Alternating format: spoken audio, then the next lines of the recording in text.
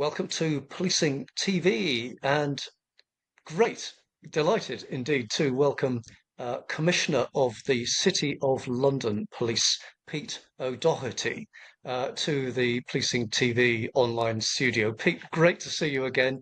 Thank you so much for making time to record three videos, we're hoping, for Policing TV here. Bernard, Uh, good to see you as ever, and thank you very much for the opportunity. And you pronounce my last name perfectly, which many don't, so thank you. I'm reassured that I have so done. Of course, I've had the opportunity in the past to pronounce your name, hopefully correctly on Policing TV videos, but that's another story. On this occasion, Pete, we're going to focus on three broad elements. This first video, we're going to focus on your career prior to rejoining, in fact, the City of London Police as a member of the senior management team and subsequently commissioner. Second video will focus on your most recent time at the City of London Police, and then the final video will look at wider matters, basically the future of policing UK and overseas. Um, One of the things that struck me in refreshing my memory as to your background, uh, one of the things that struck me was that your degree and indeed your final exams, your final subjects at school and college were in no particular order from memory: theology, mathematics, and computer science. And this is one of the things that intrigues me. It's not a criminology degree. What is the connection between those topics and policing, and what led you, in fact, to become a police officer some, I don't know, of the order of 30 years ago? Wow, it does feel like a long time ago, Bernard, and not sure of the connection. I'm still figuring that out between theology, maths, computer science, and policing. But what I would say is that I guess, like many 15, 16-year-olds, I didn't know what I wanted to do. And I quite enjoyed coding at the time. We were learning Java and C++. So I figured that if I did a degree in mathematics and computer science, I could get a really good graduate job. And it was only when I was studying, I didn't really love it. I did finish it. And even upon graduation, I didn't really know then still what I wanted to do. And I guess theology, because my dad has always been a strong man of faith. And although Bernard, he always taught us that every good deed, every religion was a pathway to God, he was a strong Catholic. And so growing up in a Catholic household, I'm also a person of faith. And so that intrinsic link between my faith and learning more theology. And for my A level, we studied Islam and we studied St. John's Gospel. So it was more enjoyment than a deliberate intention for a career choice, if that makes sense. And I think policing, so it perhaps sounds cliche, but I'm suddenly 22 years old. I really want a career where I can progress. I was quite an active, outdoorsy person. I really wanted to make a difference in my own way. And I guess I reflected on one moment of my life. I was a young boy. I was maybe 13, 14. I was quite a big boy. I was studying Taekwondo, and I would often frequent our youth club at church. And there was a boy who joined the youth club. He was unknown to anyone, and he was bullied by a group of aggressors in the youth club. And me, being a fairly confident, happy-go-lucky, biggish teenager, intervened and threw one of the aggressors over my shoulder onto the floor.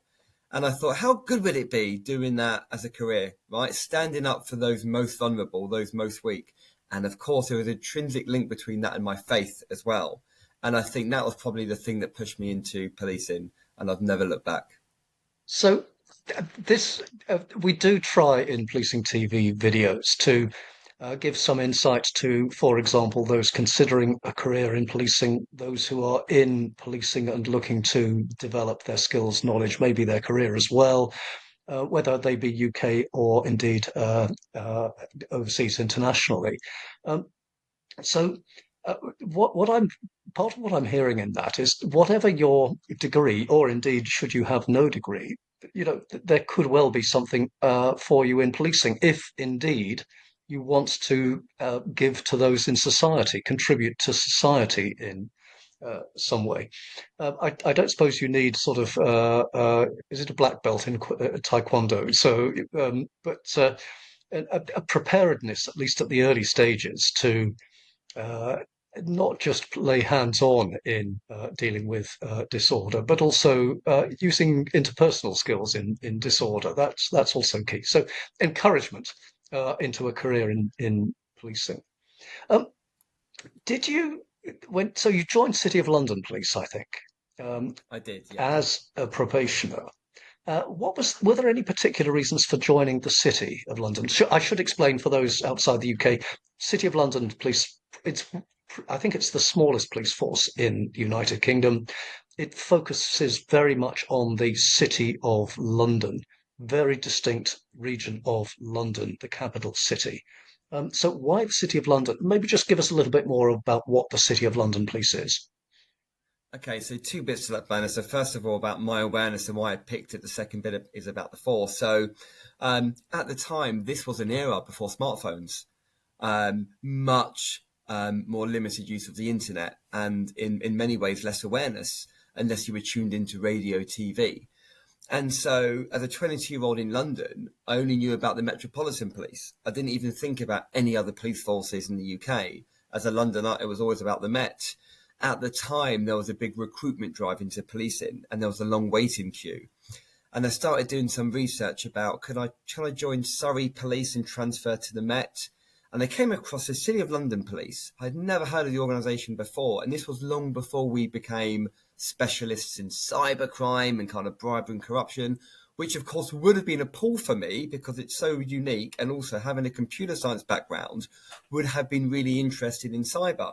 But it was simply that a small organisation in a beautiful part of London. I don't think I had ever been to Liverpool Street or St Paul's Cathedral ever in my life. I went there for a visit. I instantly fell in love, and the rest was history. I also did know that if I didn't like it, it was quite easy to transfer and move between police forces. I just wanted to be a cop, Bernard, and by that point, I didn't really care where, if I'm honest. The City of London Police, as I learnt in the years to follow, is a truly remarkable organisation. I'm proud to call it my home force, and I have come back, having left once on secondment and once more permanently, we can discuss later. And it's because of this. The City of London Police does everything every other police force does in the country, whether it's firearms policing, public order, crime investigation. But we have this unique set of national responsibilities that no one else has. We lead nationally, Bernard, on all economic crime, cybercrime.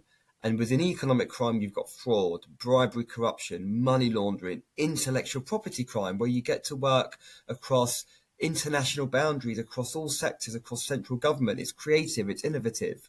And it's 52% of all crime. So here you have this remarkable force that's doing everything other forces are doing, albeit not at the same scale, but we still have to do it all. But at the same time, we lead nationally in half of all crime. And leading nationally means working across local, regional, national layers, building expertise, capability, capacity. It's remarkable. And I'm proud to call it my home force.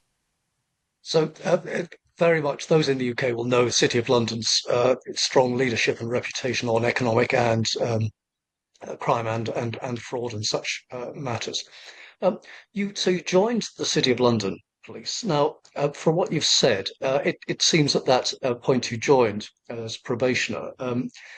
You didn't have aspirations of being Commissioner of City of London Police, but what aspirations did you have at that stage? Were you thinking, I've got to join, I'm going to, well, no, rather than me suggest what you might have thought, what was it that you were looking to do? Well, Bernard, this is a good question. When I joined, all I wanted to be was a cop. And that was very much the case, I would say, for the first 2 years.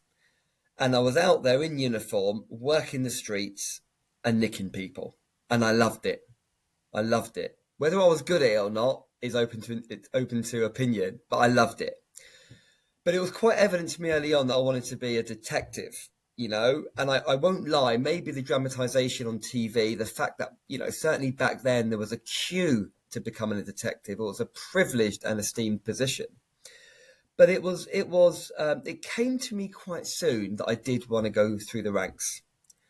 And being honest with you, there is the answer I can give you, which is, well, because policing was changing and I felt that hierarchical leadership wasn't going to be what policing needed to transform policing, improve trust and confidence, respond to technology-based crime.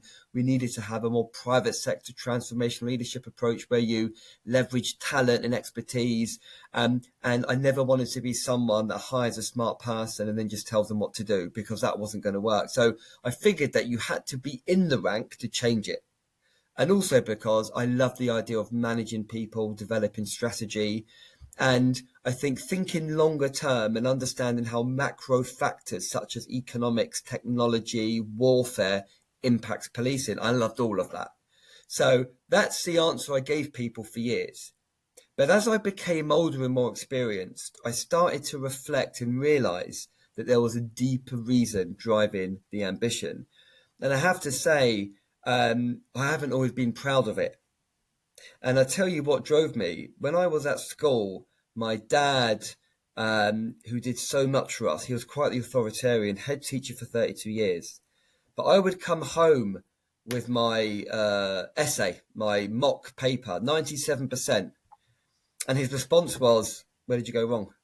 What happened to the 3%? What happened to the 2%? He was part joking, but in part was serious. And I guess it felt like nothing was ever quite good enough.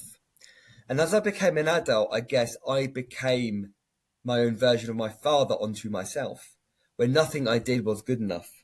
And so I had to be a sergeant, had to be an inspector, had to be a chief inspector, do more, do bigger. And it was only when I became older and I guess a bit wiser, I realized that I wasn't chasing happiness. I was trying to achieve these kind of material benchmarks that were never going to quench my thirst. But the good news is, and I believe that no matter how quickly I progress and for whatever reasons, I've always done my best to A, police the best I can, and B, treat people as best as I can, both in the workforce and externally. And I've always loved what I have done, so it's worked out well. So that is as honest as an answer I can give you.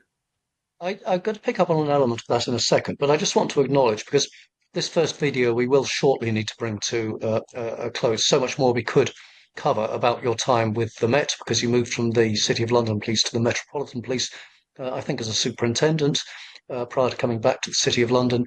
Then you went, I think, to Thames Valley on secondment for the Southwest region. But in this first video, I want to pick up on what I felt was a suggestion that the leadership style in policing was different some 30 years ago to the leadership style that there is, particularly amongst chief constables and commissioners these days. I've worked in policing 35 years now, and I have my own views on this, but this is a conversation with you rather than with me. So, uh, what's your thoughts on that? Have things changed in terms of leadership, particularly leadership from the very top in those 30 years? And is that change good or not so good? I've got very clear views on this. When I joined policing, and indeed when you think about 30 years ago, the leadership framework was hierarchical, directive, command and control. And that's because policing as a service was designed to respond to crisis. So if you've got a public order situation or terrorist attack, you need to have real clarity about who's the decision maker at the operational, tactical, strategic levels. There's no time for workshops and debates. It's let's go out and keep the peace and keep people alive. But as policing changed and demand changed, where policing is at the moment is a lot of what we do isn't crisis management. It's dealing with financial challenges. It's around how do we change the culture? How do we improve inclusion, diversity? How do we use systems and technology and data more effectively? And so the best way to solve what we call our wicked problems or complex problems is to be able to tap into and leverage the skills, the ideas, the qualifications, the experience of everyone in the organization. But these people will not speak to you if they only speak when you give them permission. And they won't help you make good decisions if they know that it's just going to be you making the decision as well. And I walk around wearing my position on my shoulder, which can help in a crisis but may hinder a discussion on how we solve a complex problem. So it has changed. And we've gone from transactional leadership to transformational leadership and adaptive leadership, whereby we create a culture where, regardless of how long you've been in policing or what job you have or what qualifications you have, everyone views count. And what I want to be able to do is to hoover up all of those ideas and views across the organisation to help me make the best decision. And if a 22-year-old digital native comes to me and says, Pete, in relation to this new cyber policy, I'm sorry, you've not made the right decision. I know more about this than you do, and here's my views. I need to be willing to change my decision. And then if I do that, my staff make sure we make the right decisions and people speak to me. There's still work to be done, Bernard, but it's definitely moved forward. Hey, we need to bring this, excuse me, first video to a close. I want to pick up on those elements that you've shared with us there in video two, because I think that leadership approach is likely to translate into the transformation that City of London Police, the journey that City of London Police has been on. Um, but on this first video, uh, Commissioner Pete O'Doherty of City of London Police, thank you so much for joining us here on Policing TV. Stay tuned for the next two videos, though. Thank you.